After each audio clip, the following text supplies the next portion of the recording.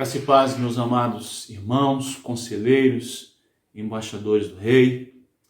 Agradeço mais uma vez a oportunidade de estar compartilhando da palavra do Senhor com os amados irmãos. Obrigado, irmão Elton, nosso coordenador estadual, irmão Roque, e toda a sua diretoria. Quero trabalhar com os amados de forma bem sucinta o texto do apóstolo Paulo, quando ele escreve aos Romanos, no capítulo 10, versículos de 13 a 15.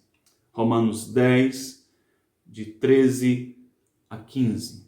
E o tema da mensagem é: a mensagem da salvação precisa ser proclamada em todo o mundo, a cada criatura até os confins da terra.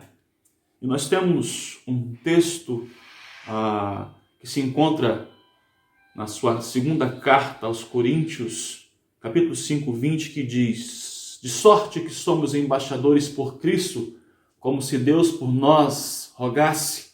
Rogamos, pois, que da parte de Cristo que vos reconcilieis com Deus. Então nós, todo o povo de Deus, em especial nesse texto, os seus embaixadores do Rei, tem essa grande missão de proclamar o Evangelho, as boas novas de salvação. O texto de Romanos, no capítulo 10, versículos de 13 a 15, diz assim: todo aquele que invocar o nome do Senhor será salvo. Como, porém, invocarão aquele em quem não creram? E como crerão naquele em quem nada ouviram? E como ouvirão se não há quem pregue? E como pregarão se não foram enviados? Assim como está escrito: quão formosos pés dos que anunciam coisas boas. Meus queridos, nós temos 4 perguntas paralelas que formam uma cadeia lógica dentro desse texto. Essas 4 perguntas apontam para 6 estágios da evangelização.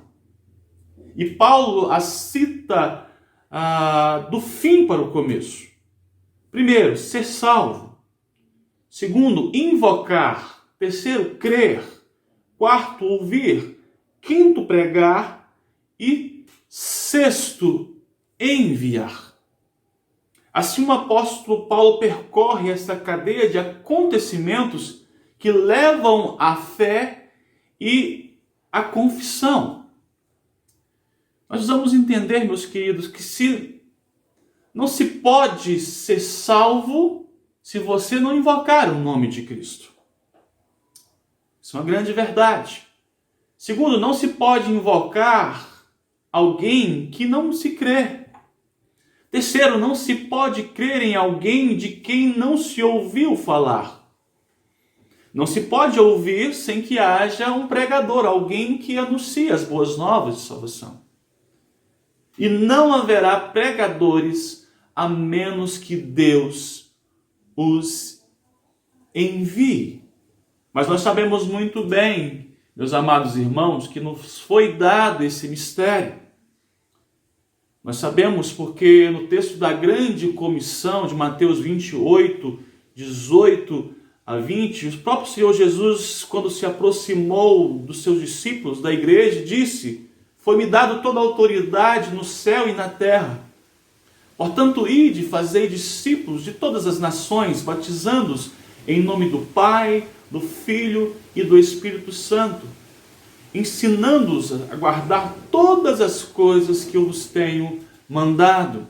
E eis que eu estou convosco todos os dias até a consumação do século. Meus amados irmãos, quando nós invertemos a ordem proposta pelo apóstolo, fica até mais claro para que nós possamos entender.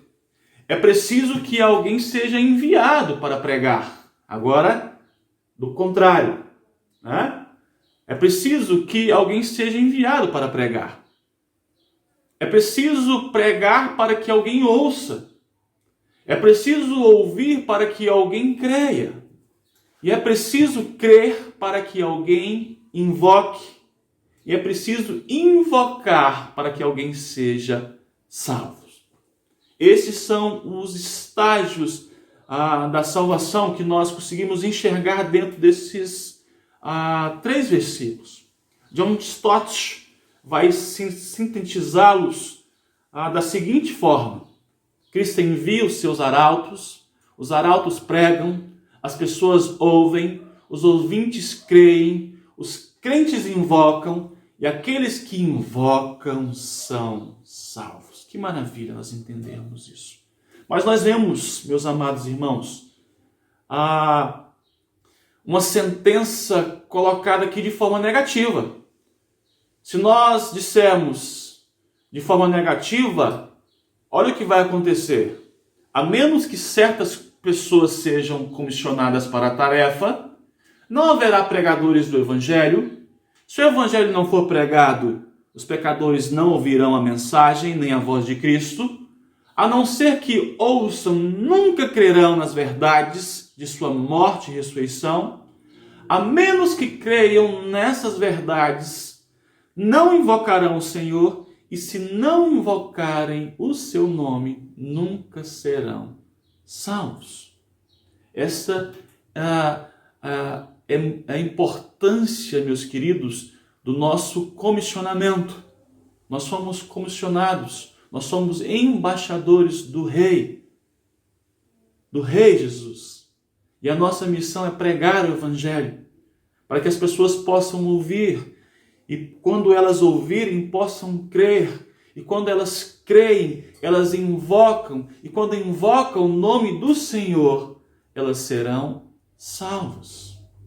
Eu quero finalizar com o último versículo que vai dizer: quão formosos são os pés dos que anunciam coisas boas. Paulo está fazendo um paralelo aqui com Isaías 52:7.